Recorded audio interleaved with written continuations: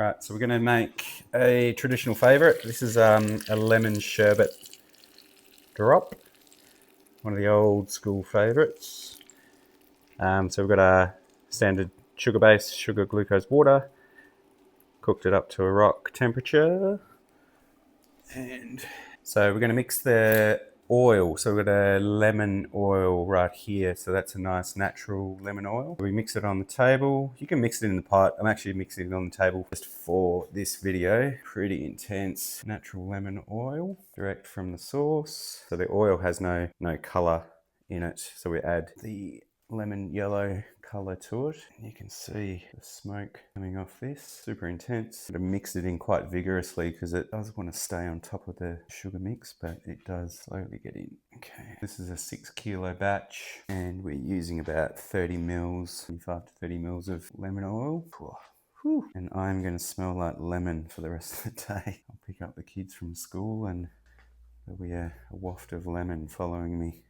So after this, we're going to get the yellow inside it. So that's just a water-based yellow color. Get that really nice bubble sound. That candy is about 160 degrees, so it's slowly cooling down as it's on this table and the mixes are going in. Oil, color, and then we've got our next bits to make it nice and fizzy and sour, which is going to make the lemon sherbet zing. One of my favorite lollies when I was a kid were the lemon sherbet bombs, the yellow ones in the twisty clear wrappers that you suck and you end up slicing your tongue on. I don't know if anyone remembers, but every time I go shopping with my dad, I'd get a bag of those. They're like $2.20 for a bag, and they still make them. I think Australia's got a really nice tradition of old school sweets, very nostalgic, and we do a few flavours that sort of hold true to that nostalgic memory. Okay, so the yellow is in, the flavour is in. Here we have citric acid. So the citric goes really well with any citrus oil, lemon, lime, orange, mandarin. Then we've got a little bit of malic acid. So the malic acid is going to give it quite a deep sour pop to it. The citric is a nice top of the tongue sour taste, and the malic will kind of give it a bit more depth. And then we've got some bicarb soda, which is literally the fizz. So add those three things together and you get the lemon sherbet tone. I don't want to make it too sour. So the malic acid is probably a 1 part, or citric is 1 part, 4 parts to 1 part malic. I've actually done that by eye and that's come out pretty good. And then the bicarb. Not too much bicarb, otherwise it does end up tasting a bit sort of bicarby. All right, so then obviously you don't want to mix this in too early because the sugar base will essentially burn from these additives. So you want to get this in at a sort of a tacky stage. If you put your finger in and it flexes back, doesn't sort of stick to your finger, then that's the perfect stage to add those other ingredients in. And that's a nice mix together. We see some other candy makers doing it in a totally different setup and a format. At the end of the day, it's pretty much the same result, different applications at different times. And that bicarb kind of just pops the color as well, kind of activates inside the sugar base. And now it's getting really quite firm. Mix it all in. Right, good to go, clear the table. Okay, so next step, that's literally cooled down. So these bars will release. Set the bars according to the size of the batch. And then we've got a nice hard base or hard crust underneath. And you can see that's cooled down quite nicely. This table's awesome. I've made this table 20 years ago through an engineer. Essentially it had water running through it. We get asked this quite a lot about our tables, how they're set up. We did have water running through them, but we've got 2 plates on each side, top and bottom. We flip the table, so we rotate probably every few months. Doesn't really stay too hot, cools down really nice and quick. But what you want with candy making is a nice, clear, clean surface to work off. And we're literally just moving from here across to the cool space because this zone has heated up and we want to get away from that heat zone and put it to the cool zone. So yeah, that's going to cool down. Just for visuals, there's the mix. That yellow's come out really nicely. Those ingredients are blended really well. We'll cool that down, chuck it on the table, run it through the machine, get little pillow shapes, and then we'll dust it in some icing sugar and a sprinkle of bicarb, and that will be our lemon sherbet drops.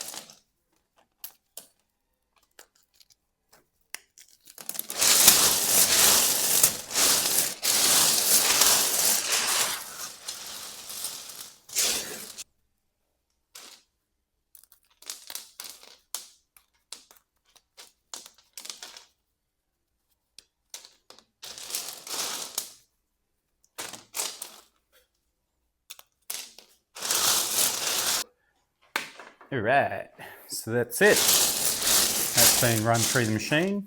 Just a few little ones to break up.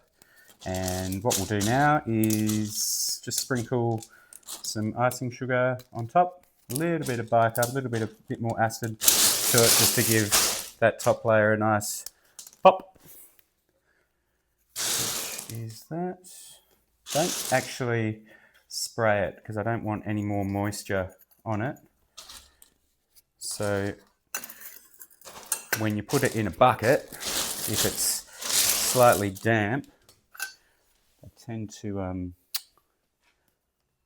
stick together, especially during summer. But now it's coming into winter, which is the ideal month for making candy, or the ideal season for making candy.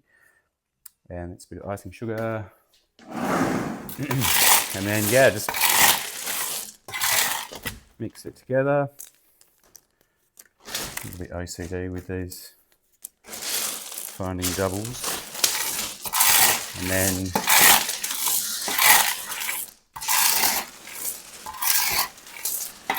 that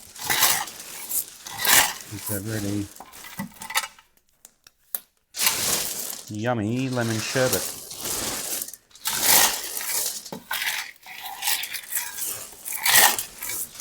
So these are, you can buy these online on our online store at theredballoon.com.au under the pillows section.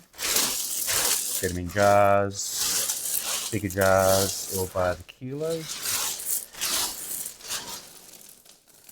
And yeah, lovely. It's pretty good. Let's see how they taste.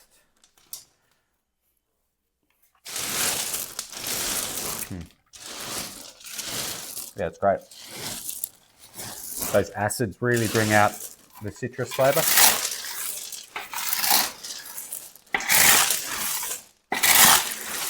And I did actually I did fold a bit more citric acid in after it being on the table. I just couldn't feel that citric pop. And that's got a nice tang to it, a nice fizz. And yeah, we'll put those in a bucket. Pack a few orders that we've got waiting for lemon sherbet. Ta-da, ta-da.